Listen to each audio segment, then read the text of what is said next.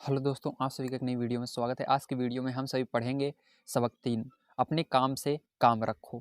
जी हाँ दोस्तों, सबक 3 में रॉबर्ट टी कियोसाकी हम सभी को यह बताना चाहते हैं कि आप सभी को अपने काम से काम रखना है। तो आइए स्टार्ट करते हैं। अध्याय 4 सबक 3, अपने काम से काम रखो। 1974 में मैकडॉनल्ड के मालिक रे क्राक से आग्रह किया गया कि वे ऑस्टिन में टेक्सास यूनिवर्सिटी में MBA की कक्षा में व्याख्यान दें। मेरा एक करीबी दोस्त किथ कर्निघम वहाँ MBA कर रहा था। बहुत अच्छी और प्रेरणादायक चर्चा के बाद कक्षा खत्म हो गई और विद्यार्थियों ने रे से पूछा कि क्या वे बियर के लिए उनके फेवरेट बार में चलेंगे। रे तैयार हो गए। तो दोस्तों, यहाँ पर 1974 की बात होती है। एक इंसान है जो कि मैकडॉनल्ड के मालिक हैं। उनका नाम रे क्राक है। उनको बुलाया गया था किसी स्कूल में व्याख्यान देने के लिए। व्याख्यान जब खत्म होता है मतलब भाषण देने के लिए, जैसे मोटिवेट करते हैं, ठीक है। मोटिवेट करने के बाद, भाषण देने के बाद सारे बच्चे उनको कहे कि अब हम चलेंगे बार में बियर पीने, ठीक है। बियर पीने के लिए गए। तो उसके बाद वहाँ पर ये सब पहुँचते हैं। तो उसके बाद आइए हम पढ़ के देखते हैं आगे क्या होता है। जब सब लोगों के हाथ में बियर आ गई तब रे ने पूछा, मेरा असली बिजनेस क्या है। अब जब सब कोई को बियर मिल जाती है, सब कोई बियर ले लेते हैं हाथ में, तो यहाँ पर जो रे होते हैं वो पूछते हैं कि बताइए मेरा असली बिजनेस क्या है। किथ ने कहा। हर कोई हंस पड़ा। अब देखो यहाँ पर किथ ने कहा। अब किथ जो था इसने ऐसा कहा और सब कोई हंस पड़ते हैं। ज़्यादातर MBA विद्यार्थी को लगा जैसे रे मजाक कर रहे हैं। अब यहाँ पर जो विद्यार्थी रहते हैं उन सबको लगता है कि इनके बारे में तो सबको ही मालूम है, क्योंकि यहाँ पर आए हैं इसलिए तो इनको बुलाया गया है। लेकिन ये लगता है मजाक कर रहे हैं, जैसे सोच रहे हैं हम सबको मालूम नहीं है। किसी ने जवाब नहीं दिया, इसीलिए रे ने दोबारा यही सवाल पूछा। जब किसी ने जवाब नहीं दिया दोस्तों, तो फिर से रे यही सवाल पूछते हैं कि बताओ मेरा बिजनेस क्या है।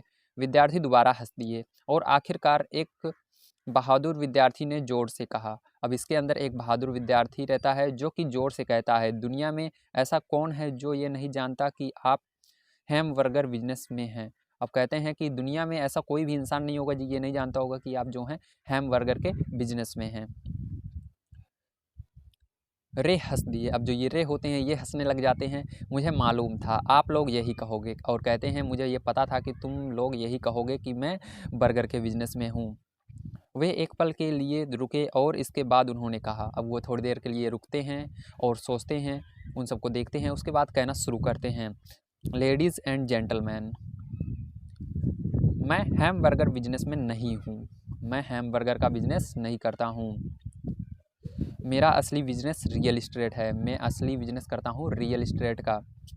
किथ ने कहा कि रे ने अपने नज़रिए को समझाने के लिए काफ़ी समय लिया। अब देखो यहाँ पर जो किथ रहते हैं, जो इनका फ्रेंड रहता है ना, जो इस किताब को लिख रहे हैं, उनसे जो बता रहा था उसका नाम किथ यहाँ पर है, ठीक है, ध्यान रखना। किथ इनसे कहते हैं कि उन्होंने अपने नज़रिए को समझाने के लिए, ठीक है, कि आदमी समझ जाए, काफ़ी समय लिया। अपने बिजनेस प्लान में रे जानते थे कि बिजनेस का मूल लक्ष्य हैमबर्गर फ्रेंचाइजी बेचना था। अब ये कहते हैं जो हमारा बिजनेस था उसके अंदर मेन लक्ष्य था कि हमको क्या करना है, हैमबर्गर फ्रेंचाइजी को बेचना है। परंतु वे कभी भी हर फ्रेंचाइजी की लोकेशन को नहीं भूले। लेकिन वो उसके बाद भी जो भी फ्रेंचाइजी जहाँ पर खोल रखे थे उसकी लोकेशन को नहीं भूलते थे, उसको याद रखते थे दोस्तों। परंतु वे जानते थे कि रियल इस्टेट और इसकी लोकेशन हर फ्रेंचाइजी की सफलता में सबसे महत्वपूर्ण तत्व है। और वो जानते ही भी थे कि जो रियल इस्टेट है इसकी लोकेशन अगर मैं दिया तो ये फ्रेंचाइजी की सफलता में सबसे महत्वपूर्ण तत्व बनेगा। हमारी जो फ्रेंचाइजी है ये बहुत आगे बढ़ेगी।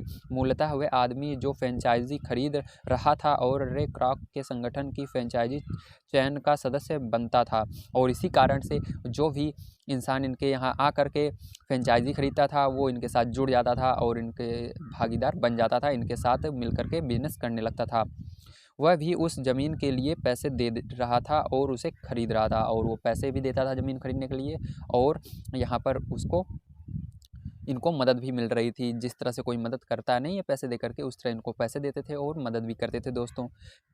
आज मैकडॉनल्ड दुनिया में रियल इस्टेट का सबसे बड़ा अकेला मालिक है। अब यहाँ पर कह रहे हैं कि आज की दुनिया में, जब ये बुक लिखी जा रही थी तब दुनिया भर में सबसे बड़ा रियल इस्टेट का मालिक जो माना जाता है वो रे ही माना जाता है, जिसके पास कैथोलिक चर्चा से भी ज़्यादा रियल इस्टेट हैं। और जो कैथोलिक चर्चा जितना कैथोलिक इनका फ्रेंड बता रहा है उससे ज़्यादा भी रियल इस्टेट हैं। आज मैकडोनाल्ड के पास अमेरिका और दुनिया के दूसरे देशों में सबसे कीमती चौराहे और नुक्कड़ हैं। और ये जो चौराहे होते हैं, नुक्कड़ होते हैं दुनिया भर में, अमेरिका और दुनिया भर में, वो सब इन्हीं के बदौलत है, इन्हीं की देन है, या यही उनको बनवाए हैं, इनके मालिक यही माने जाते हैं।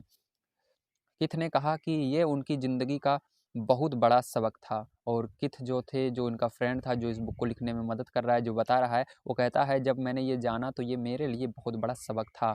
आज किथ के पास कार धोने का बिजनेस है। ये जो बता रहे हैं इनके पास आज कार धोने का बिजनेस है किथ के पास, ठीक है दोस्तों। परंतु उनका असली बिजनेस है कार धोने के गैरेज के नीचे का रियल इस्टेट। लेकिन उनका असली बिजनेस उसी तरह है जैसे यहाँ पर रे किए थे, उसी तरह ये भी कर रहे हैं, कार धोते हैं, उसके साथ जो नीचे रियल इस्टेट है उसको भी काम करते हैं। तो दोस्तों यहाँ पर आपने देखा, अपने काम से काम रखो। सबक के अंदर मैंने आपको बताया रे कौन थे और ये किथ कौन थे और इन्होंने अपने किस तरह से बिजनेस आगे बढ़ाया। दोस्तों कल की वीडियो में दोस्तों मैं आप सभी को इसके आगे बताऊंगा। यदि आप सभी को ये वीडियो अच्छा लगा हो दोस्तों तो प्लीज़ चैनल को सब्सक्राइब कीजिएगा और आगे वीडियो देखने के लिए चैनल को सब्सक्राइब करके वीडियो को शेयर कीजिएगा। मिलते हैं कल की वीडियो में दोस्तों। वीडियो देखने के लिए धन्यवाद।